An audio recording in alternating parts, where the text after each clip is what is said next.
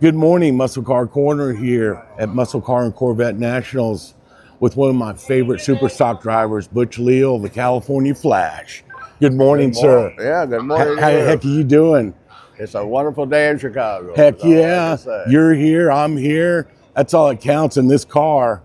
So last year we talked about your career, what you like. You love golfing and a lot of other things, but you love drag racing the most. And I think this car is a very special car that I wanted to get an interview and talk about how the build on this car, how you made it win, and it was always up on the back wheels. So let's elaborate on this beautiful A990.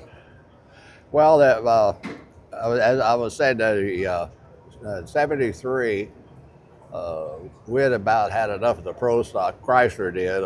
They kept putting weight on us. NHRA did. And, yeah. They decided to just pull out a pro stock, which that sort of broke my heart, because I was loving what I was doing, and I was outrunning everybody with my pro stock car. So that was a cool thing. Yeah. And so they decided to drop out, and they wanted to build. Myself, Sox and Martin, and Landy. Ronnie and Buddy built the A car, this super stock car, a Barracuda, 68 Hemi. And they wanted me to do the A990 car because in 65 I won Indy in an A990. Nice. And then Landy had built the run super stock D with a street Hemi and a Challenger. So I was, sort of bummed out for a minute, and I thought, well, it's not too bad. It was the reason I didn't know where an A990 car was. Okay. Yeah, I didn't at all, and so I got to thinking about it, and there was Sutton and Walls were two partners with an A990 car in '65. So I got a hold of them, and sure enough, they had the car, an A990 car. Really? Well, no engine, no transmission, so that's exactly what I wanted. So I bought it from them, took it to Ron Butler's, and we built the car. I mean, it's with the cage in it, like a pro stock cage. And sure. No A990 had that at that time. Really? No. And so I said, let's do that. And I did a lot of stuff, lighting it up as best I could, and doing stuff. And by doing everything, lighting everything else, like the car, we got through, and it weighed 2990. Wow. And it had to weigh 3420. So obviously, I had to put the weight somewhere. It wasn't going to be on the front. Yeah. So I put it in the back and figured it out how it was nice. Lead weight? Well, 230 pound spare tire. I got to do that. And NHRA, I asked them, and they said, well, Bush, if you can take it out of the truck, you can put it in there. So nice. I did. And of course, and I had weight at other places, but that helped with your traction as well. It was amazing. It was amazing. And that's why it was up on the back wheels, like on that poster on a regular basis. This car lived on the back wheels. Well, we can walk around here for a moment. Yes. This is this photo is actually the first run at Pomona, Winter Nationals, and I had wheelie bars on the car. Well, NHRA say super stock cars cannot have wheelie bars. Really? Right. So this is the first run on it, and it's hard to see the wheelie bars. It doesn't have. They're not on. They made me take them off. They made me take them off. Okay. So I go back as soon as this happened. I go back and say to the NHRA, and I said they had seen it in the air, and he says I went to Vice President and talked to Jack Hart, which I really liked, and I said, Jack, do you want me to put 12 quarts of oil on the starting line? I need my wheelie bars. Well, I didn't make any headway there, and a year and a half, 2 years later, we were allowed wheelie bars. Really? Yes, and I went, okay. Who finally made the decision? It was over by that time, but yeah. This car particularly, now I had all in the 71, 2, and 3, and all that time running a pro stock engine. Well, there's a lot of things you could do, so I won't go there, but it'd make a lot of power. So gotcha.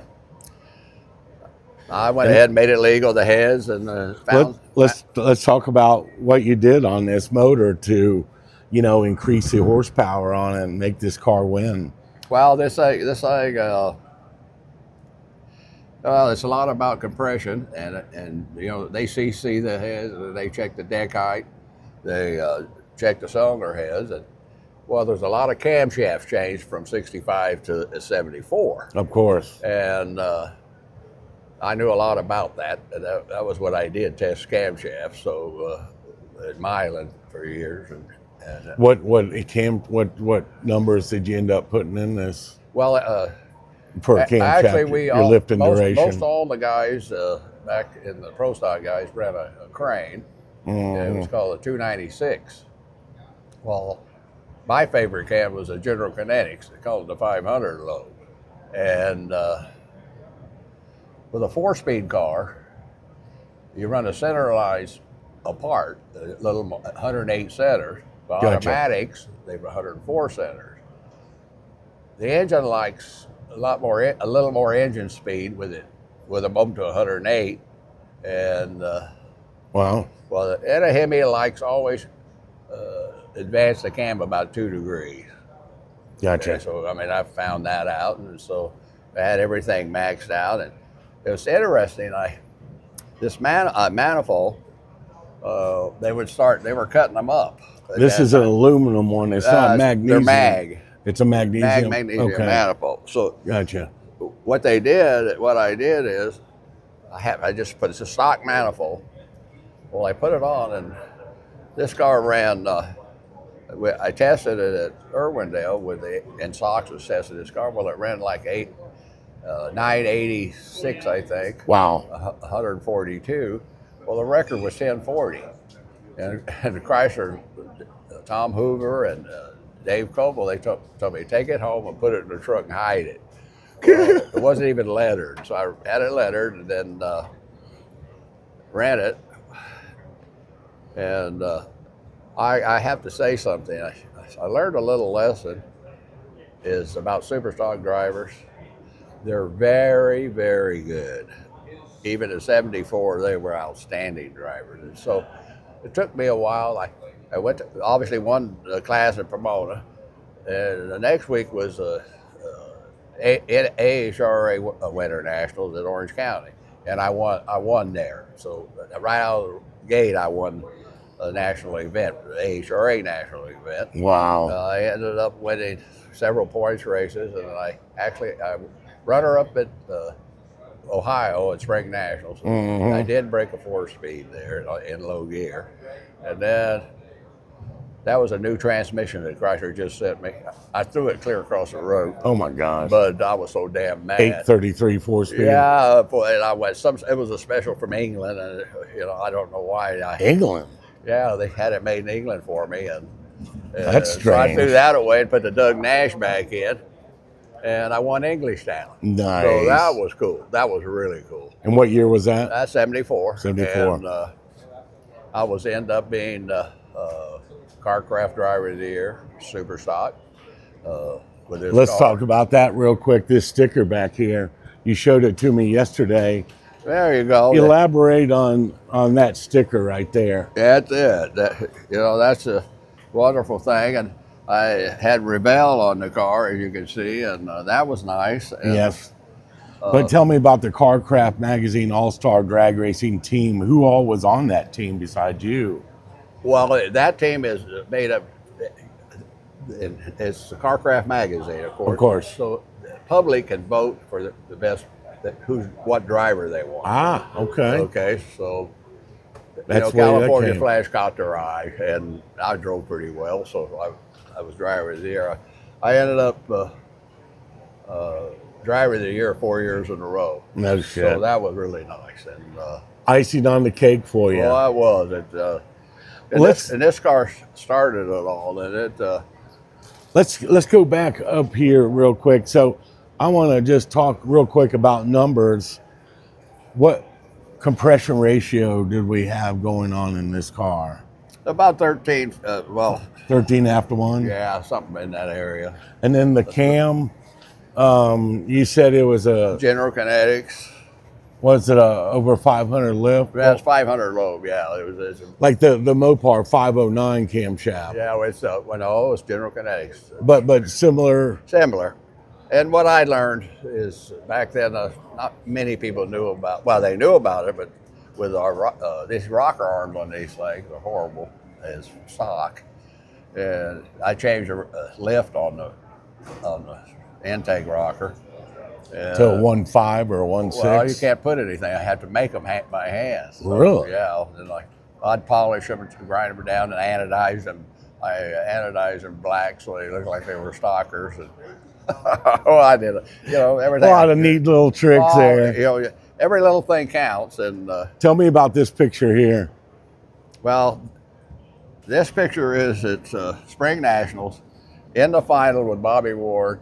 And it broke the input shaft in low gear. And you wouldn't want to talk to me at this time. No. I was so darn mad. And it just twisted that input shaft. You don't get to the finals many times in Superstock, but I was as good as they were. It was incredible to get to the, I mean, it was, yeah. You did a good job. Good morning, Mcacn visitors. Well, I'll tell you. Let's roll on to the interior of this real quick. I want to welcome you to Sunday at Mcacn 2025. This morning we salute our military, those who have served. Wow, we're going to have to salute real quick. Well, you can see I'm a 4-speed driver. So. Yes. To keep us free in the United States.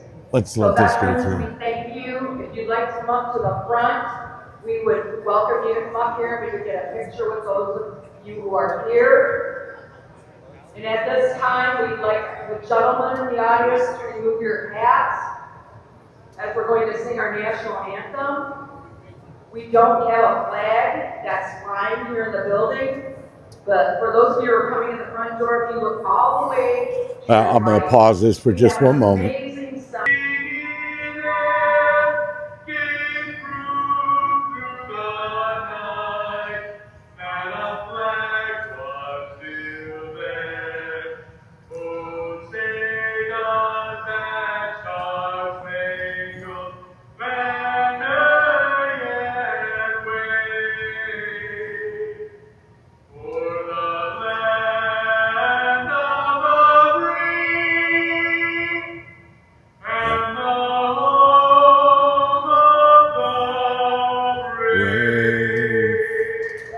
Yeah.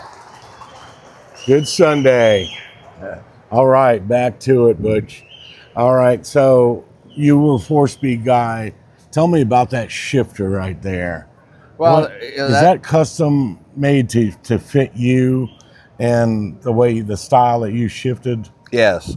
Yes, I made all you shortened it? I had her shifter since '63, and the shifter was better, got better, and they call them a pro shifter, and Hurst, and when I would do the rods and everything, work the levers on the transmissions, I put Heim joints on them, so it's a lot sturdier. Wow! And instead of the plastic bushing. Well, yeah, they had a brass bushing they put in. Oh, that's right. I used a Heim joint, and that worked very well. And when the car's done, it's obviously it's me. As a lot of people know, I never used a tack. Okay. Yeah, we talked about that last time. Right. So I never used a tack. Well, as we're here, they put it in, but I didn't never use one because, like I told you before, you throw it up there and hit you in the head and it hurts. So it's heavy, too heavy. So that's why I never used a tack for when I drove. No oil. All I had was oil and heat. That's all. That's all you need to know about. Yeah, and wow, they could have come up with a different wheel to put on that. It kind of takes away from the right. And you take the nostalgic. You take the original wheel's big. I use a what they call a short housing on the transmission instead of the long one, and I made a hockey stick and bolt the shifter to it and to fit me perfect. Wow. And so that worked for me. Instead of reaching for it or doing anything, I just had it perfect for me. Now the second lever on that shifter. Talk to me about that. That's a reverse. That's a reverse. Okay, and my shifter, That's not mine, okay, but original shifter. Okay. I didn't have that. Oh, I gotcha. I didn't need that. I didn't need that. What do you need reverse for? I knew how to find reverse, but this is this shifter is. So they do not make the shifter. I don't think Hurst makes it anymore than I use. Gotcha. At first, we had to have one. It was called a reverse lockout. Yep. And it did have it because if you had it, if you pulled it in second, you'd miss second. You Sure. did it. So they made a plate, so you didn't do that. And then they fixed one for me that I didn't have to have the plate or anything. Nice. So I said, now we're going. Now we're getting. Now we're rocking. Well, eventually, later on, I built a 4-speed that would. I had a hockey stick for reverse. So really? It was like a 3-speed shifter, but I could use a hockey stick to back up. Just put it in neutral, pull it reverse, back up, kick it out, and put it in low gear, and let's go. You know? What type of clutch did you use in these? I used a Savage clutch back then. Really? Yeah. Savage. And, never heard of Savage. Well, it lasted quite a while, company, and then I used Hayes. Of course. I think I had Hayes clutch in this car. Yeah. And Hayes clutches. Yeah. The gaskets and the Mr. gasket. Did you pick the wheels out, the Krager? Pardon me? Did you pick the wheels out when you did this? Yes. I think that's one of the best looking wheels that as you can they see, ever came out. As you can see, and after 50 years almost or more, well, the guy fellows had it. They changed the wheels. I never polished my wheels. I like this look better. You like the dull look. Yeah, I just liked it. As you can see, my wheels didn't have extra holes for the wheel nuts. Yeah. And this one did. See? Oh, okay. Huh. What was the deal with that? That's a different bolt pattern. Different bolt patterns you could put it on? Just put it on. So this one did. And I don't remember them doing that. They made it where they would fit anything, you know. Gotcha. See, this one does it. Oh, yeah. Yeah. Right. So these are original wheels on this car? No. No. They were polished. They were like this originally. Oh, okay. But I mean, they're the original wheels, though, aren't they? They're on this? No. Okay. No, I don't think. No. Gotcha. As later on, every wheel was polished. Right. So I said, Gotcha. I like these spun aluminum better. The Dodge A100 seats in it. But What else did they do? When I had it, it didn't have this cage here. Okay. NHRA made it later on, put it in. I just had this bar coming down, and that bar was gone up to the front, and this cage going to the back. Yeah. As you can see. They tied it into the back package tray. That actually, and then it's tied in, the car's tied in under the bottom because they're unibody. Of course. And if you didn't do that with slicks on it, you'd bend the quarter panel. Yeah. That's how hard it'd hook up. So I didn't want to run the Alabama. I learned that in '65 with the acid altered wheelbase, acid dip body. And I said, everybody bent it, and I just tied mine together and never bent the quarter panel. So that was cool. You had a lot of common sense on this stuff, you know. Look at the detail work on the bright work and everything on this. No, this thing is really special. Who is think about this story. How many people that have A990 cars wake up in the morning and all they have to do is work on their car? I got paid to do this. So every little thing you do, in my mind, I'm trying to help it. Yeah. If I could pick up 1,000 of a second, Yeah. you know, I'm after it. You know, or even a half a pound out of the car. Or anything. You know? Yeah, I got this thing has a lot of trick bolts in it, and it's just. Well, you know, I want to. This is a very expensive car. Yes. What did it cost to build back then? $25,000. No shit. That was big money back then. That's a big piece of change. That's wow. real big money. And the motor, what the extra motor that cost? That doesn't include this is chassis. Oh, just chassis. Put the cage in it. And it was a big tire car back then too, huh? Pardon me? It was a big tire car back then originally? They allowed slicks, and that's what made the big difference. You know, with 7-inch tires, the 4-speed car went and the nowhere. 10-inch. Automatics could outrun me. Yeah. Put the slicks on, and I could outrun them a half a second. And that's I used to tease them. I got slicks now, I'll go down there and wait on you. I like that. They wanted 4-speed drivers. Yeah. So. Well, you and I don't know if you saw Mcacn's interview. I did an interview with him at U.S. Nationals. Catch that. It's an hour interview with him. He talks a lot about back in the day. And, you know, you were known, and I just heard this. I was having dinner with Paul Rossi the other night. We got talking about you. And he was talking about a story from '64 that I want to see if I can get him over here and have him elaborate on this story of '64. I think it'd be really cool. But he said you were the man that you were an intimidator. You know, you were the first intimidator out there. You roll up to the light and there was head games on who's going to stage first and when you're going to stage. You used to push people right over the edge on red lighting just because you were the California Flash and you knew how to play that head game. So he told me about this and I said, damn, I would sure like to have an interview with both of you guys together talking about '64 when that happened. Well, '64 happened to be, I was with Ford.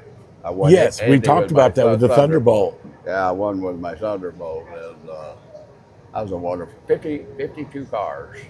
Crazy. They came from everywhere that year, and I was very fortunate, and got there. There, you know, I got there. So, well, I tell you, it's you know. Also, I was going to mention that you do have to play with the clutch linkage to make all the actions faster. You know, it's a little harder to push down, but what I found out is just sitting in the car, pushing it down, dang, that's awful hard to push down. You light the car up, you can't even feel it.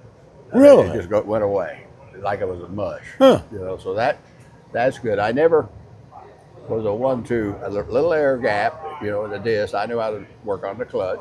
Yeah. And should have, like a lot of the 4-speed guys will go down, you know, push it to the firewall. I would do that and I'd back up. So I should have 40,000 air gap. I run like 60, and then I might shut it to 20 with coming back. Tightening everything you know, up. Letting it out. It was real fast. So well, look at I hit. It wasn't because my reactions are that fast. It was because I had everything right, and you know, it was faster. Well, just that little bit on the linkage, that can be a half of tenth. Oh, anything. Just, you know, at the end of the line. You worry about fractions, you know. Now, what rear was up under this car? Was it Dana? Yes, Dana 60. Okay. What year did they come out with a Dana 60? I don't know. It's a truck, come out of a truck. So I was wondering what year they started putting them, Chrysler started putting them in. Oh, no. I think 65. Okay, in 65. Wasn't it? Original, in 1965, the first round of the Eliminator with a 8 3/4, I let the clutch out and a broken axle. Of course. With a 7-inch tire. So I immediately went to the NHRA and Chrysler and said, with the 4-speed cars, we need to put Danas under. Yes. And that's how Dana came around. That's how. For the stick cars. The automatics were a little more gentle, as you know. Exactly. I wasn't too gentle. I was wide open when it had slick. So. WFO. Yeah. And what gear were you running in it? Did you play with the gears in it? What gear was the best? Not much. You know, was it designated? We had flat tapping. Well, we had a roller. No, the gear, rear gear. 488. 488. And was that mandatory from NHRA? No, did you run any gear you wanted? That was a sweet spot. 488 was a sweet spot. Also, I worked a lot on the Dana.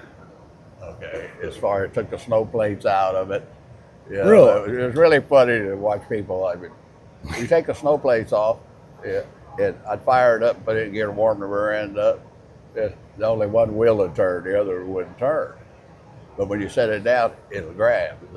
And easier to turn, everything worked perfect. So, I mean, you got to do everything. Wow. Front to back. Well, this is off the record on something different. You know, I put a post out on you that we're going to do a video on this car. And in the pictures, I don't know if you saw the post, I'll show it to you. The last picture is your Camaro. Briefly, tell me about the Butch Leal Camaro Well, What was that up was there? 1970. Yes, sir. Well, it's a real long story, but I'll make it fairly quick. In '65,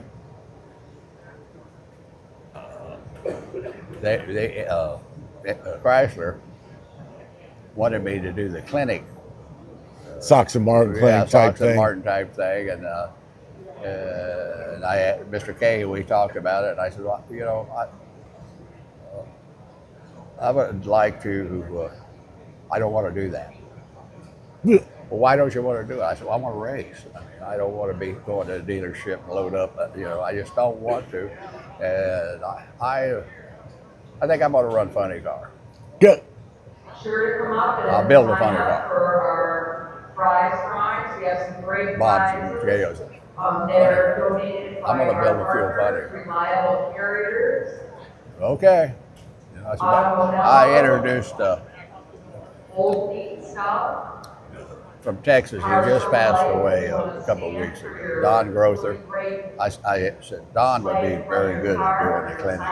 Yeah. So they hired him, but so I went back and I'd seen in California, Don Nicholson had a Mercury Comet. It was a tube chassis car, Logie car from Detroit. They're from Detroit, Logie brothers. Really? Yeah. And well, first run, he blew the body off. Well, it was really funny, I think. They went down and just lit it up, burned it up, get a new body on it. I thought, well, that's pretty interesting. Well, they forgot to latch it down. Okay. It wasn't no fault. They forgot to latch it down. So I wanted a car. So I called Logie and I told him I want a car, chassis. He says, I can't do it. He said, I have a contract with Mercury. Oh, okay. I said, come on, man. He said, well, I said, when's the contract over? And he told me. I said, why don't we do this? He said, build me a car now.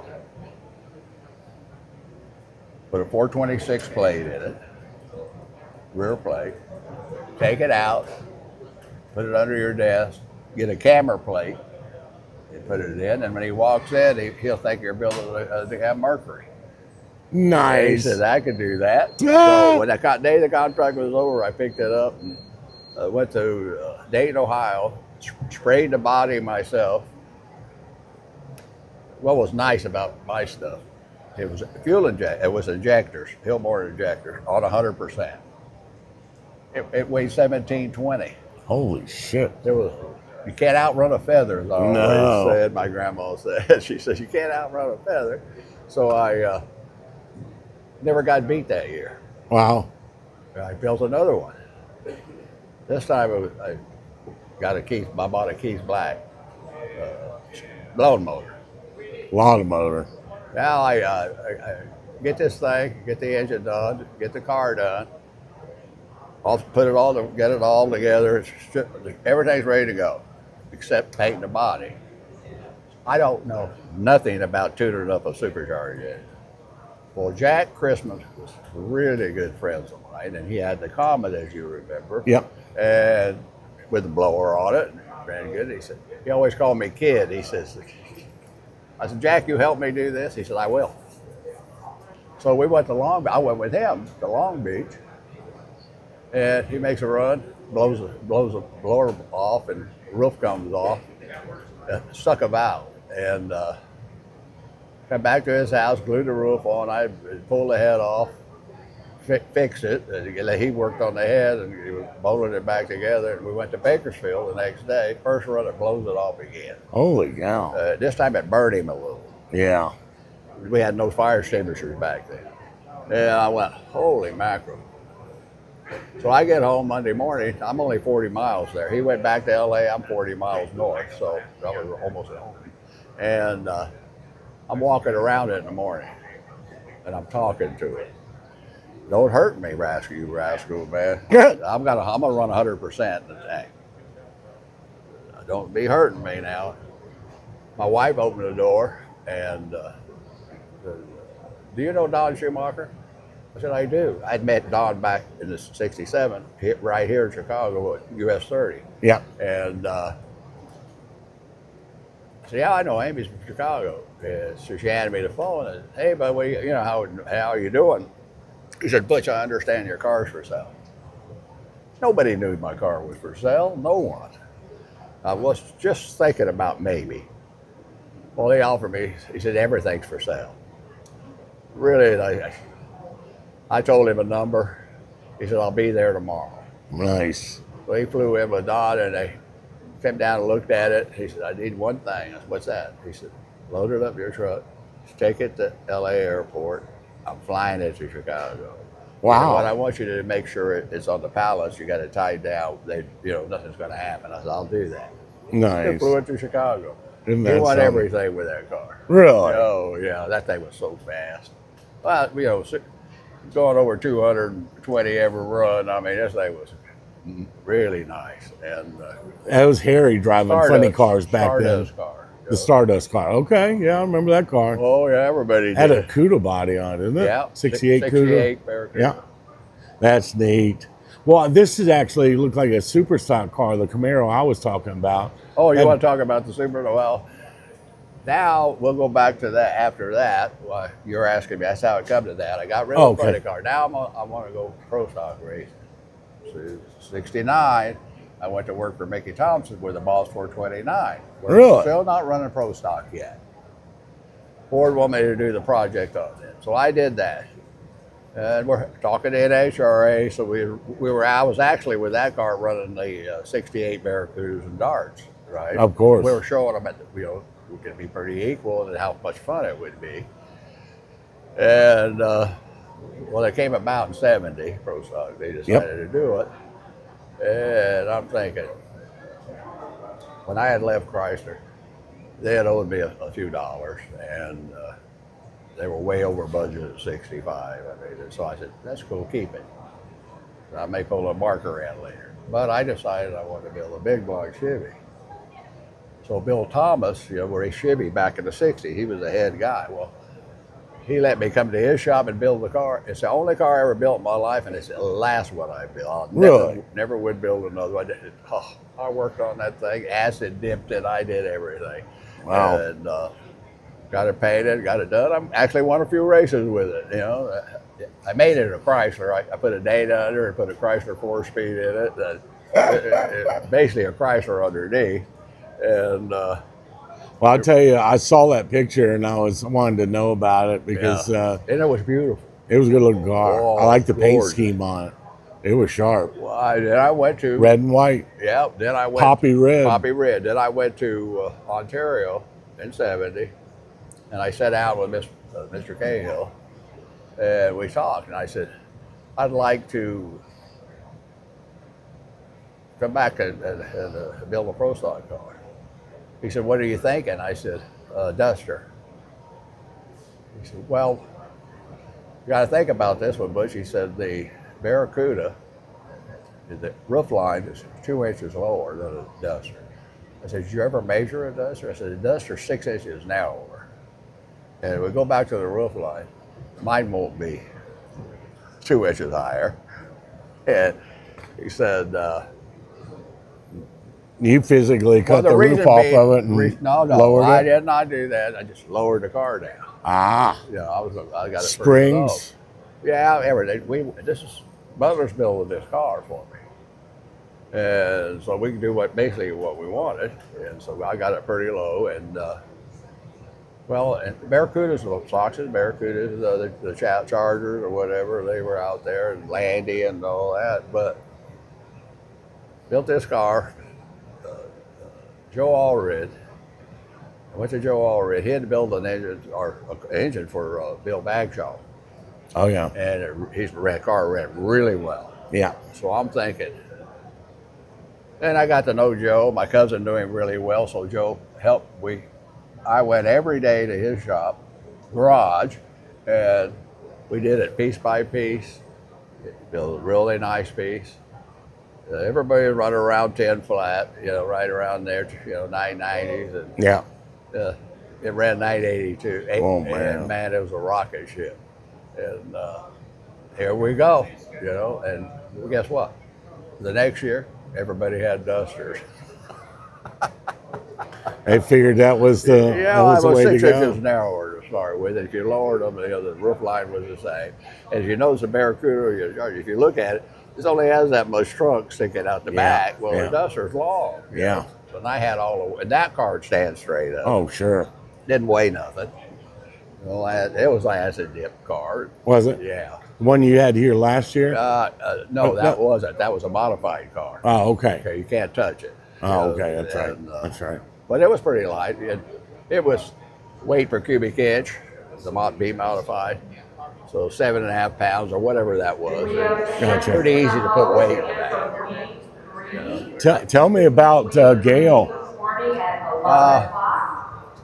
Don't have much to say about that, so we'll eliminate that. Okay, gotcha.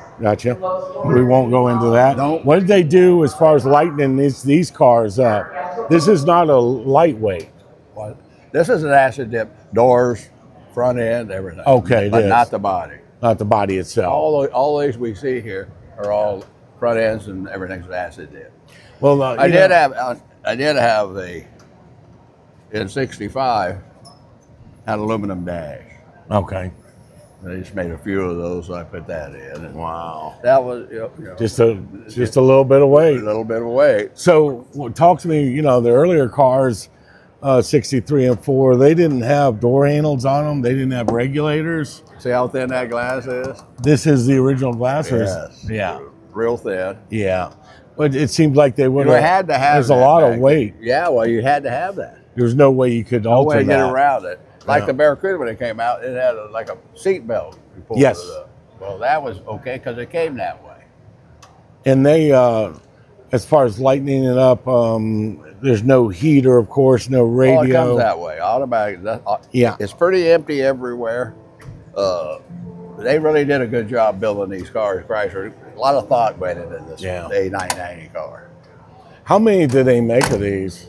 Was it 100? I really don't know. I heard that they made 102 Plymouths and 100 Dodges. So gotcha. That's what I heard. I don't know that for be a fact, but that's what I heard. Gotcha. So NHRA requires you to make 50 cars or you can't run superstock. And they were everybody wanted them, so they went on and on and on. Yeah. Well, I'll tell you what, they just started the music up, so we're going to have a little bit of contend with there. I just wanted to get this interview about this car, and, here we are again. What are we going to do next year? Well, I had 37 cars. I think we can find one. All right. And this car just sold here, by the way. It sold. Nice. Well, I'm going to be out in California next year. I need to come and see what you got. We'll get together. I'd like to drink a couple cold beers with you out there. I don't know if my wife will let me drink. Yeah. She might let me come over and visit, you think? Oh, yes. Oh, that's not without question. No doubt. Well, because I've got to stop out there, and I'm going to do Nostalgia Nationals next year and come out and maybe stay out there for 3 weeks or so and catch a bunch of stuff. So I might take you fishing or something. Oh, that'd be amazing. You get to go to fishing with California Flash would make my friggin' day, dude. Yeah, I was. I look. Quick story. The good Lord has blessed me. Yes. I was at the right spot at the right time, and I did run for everybody. I ran for Ford, Chevy, and Chrysler, and or General Motors. And as time goes on, I'm getting older. I just like to play, I didn't play golf forever, and then I went to Spokane and I played with Strickler, Hayden Profit, and Ronnie. Wow. And I was hooked. I had never played in my life. Well, then I started playing and hitting balls, and when I turned 50, I actually qualified for the Senior U.S. Open. Remember you telling me that. And I went. How many people have done that? Had a career like I had, pick up the golf clubs and qualify for the Open. It only take 2 people to go. What the heck? It's crazy. I went. I think it helped me racing to concentrate so much. Playing golf is probably 90% mental. It Once you is. got a good swing. It is. And good putter, so you know how all that goes. And had good hands. Played with him pretty well that time. Not good enough to stay out there, but I'm not a golfer. I was racing motocross. I didn't have time to pick up a club, you know, and building cars. My dad thought it, but the golfers were sissies, you know. Oh, well, guess what? As he got older, he started playing golf. Cool stuff. Cool stuff. Well, I tell you what, I really appreciate your time, Butch.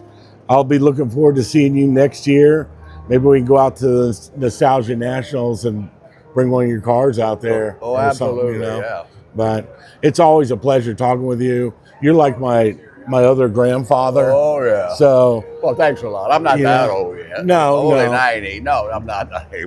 But I appreciate, you know, I was on my way back from my interview with Don Garlitz from his museum, and I'm riding away from there about 10 minutes away, and here it is, you call me. And we talked for quite a while. So I'm like, the Lord has blessed me with these old drag racers that I love, and I like to bring back the stories and hear. Distinguished drag racers. It's good Come stuff. on, not old. I don't feel old. I'm 82 and I don't feel old. That's awesome. Well, dude, I appreciate you once again so much. Thank you. And we'll resume on this in California next year. Come on by. All right, Muscle Car Corner out with the Flash, the California Flash. Thank you so much. Hope you enjoy the video. Please subscribe and give me a thumbs up. Thank you so much.